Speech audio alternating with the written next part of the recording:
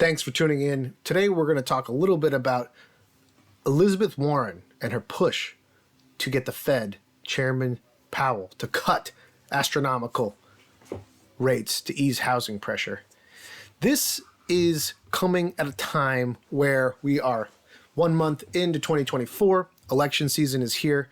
If you haven't been paying attention, the stock market has been on a boom the last 2 months since Powell said that he's going to projected rate cuts in the future. We did get some rate cuts from the peak in October, which was about 8%. But Elizabeth Warren, she wants some more. So listen, Pocahontas, I'm pretty happy with you going after this because I think this is a big deal. Affordability is at an all-time high in terms of the least amount of people can afford it. You basically have to have a yearly income around $100,000 to afford a median home price in most areas. And then some places, even on the West Coast, you need to have upwards of like $160,000 just to afford the median home. So this is just an average run-of-the-mill home. And housing costs, it's gone up everywhere for everything from the cost to get services on your house, like plumbers, contractors, repairs, things like that. Your electricity bills have gone up. And then in addition to that, with the interest rates going up, what you can afford at your income level has decreased. So you might have been looking at a 3-bedroom 2 years ago. Now you're looking at a 1.5 or a 2 because your mortgage payment has gone up 40% because of interest rates. So let's get into it here. There's an upcoming Fed meeting, and Elizabeth Warren and 3 other Democrats urged Chairman Powell to bring down interest rates. They want the election and the housing market looking good. This is one of the most felt sectors in all of the economy because everyone needs a house.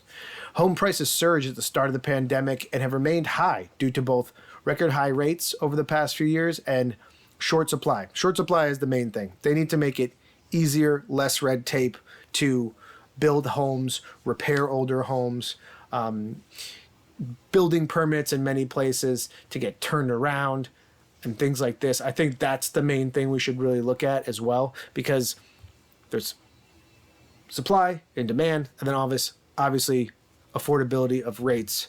And the prices have not come down. There was a previous article I saw where home prices came down slightly in November, but that's after 9 months of increases. That's just like saying, oh, inflation's down. I'm like, yeah, inflation's down, but it has to go negative to go back to where we used to be.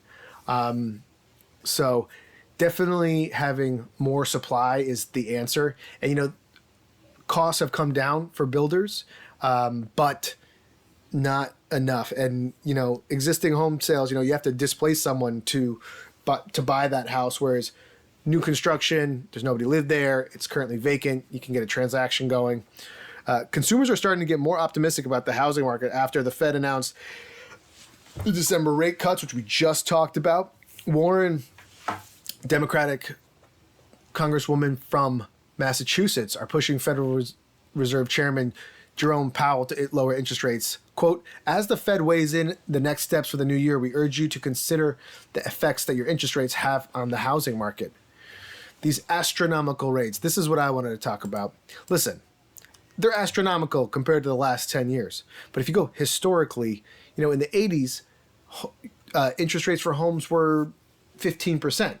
But that caveat is that the houses were a quarter of the price as well. So trade-off. I think it always really needs to be balanced between jobs as well, jobs and how much people are actually making. Powell said that he saw it and he's thinking about it. So I'm just like, maybe I will, maybe I won't. But I think this is all about sentiment from the public. There's an election coming up. They want Biden in there. And if people feel that housing is more affordable, this is definitely going to help Joe get reelected. I think we're going to have a run-up of positive news all the way to like August or September, and then the election is going to come up, and who knows what's going to happen. But it's a top issue for people voting for Joe Biden. It was a big part of his re-election campaign. They did pass a couple of housing write-offs in terms of energy and improvements you can do, but it's not really that significant. Definitely take advantage of them if you did them. This includes like energy efficient HVACs, proper insulation in your home. There's all sorts of write-offs you can have. You should go check them out. They're actually passed, and you should definitely use them. But these 3 rate cuts come in 2024 as inflation cools. Let's see what they say, because they're not really that on top of it in terms of when they do it, if they do it quick enough or fast enough or let off of it. So the forecast was a sign of relief for the housing market, which has been under pressure over the past few years due to a combination of record high rates, lingering short supply, and January mortgage demand surged, as we've been saying, as signal that home buyers are returning to the market and have been wary for months.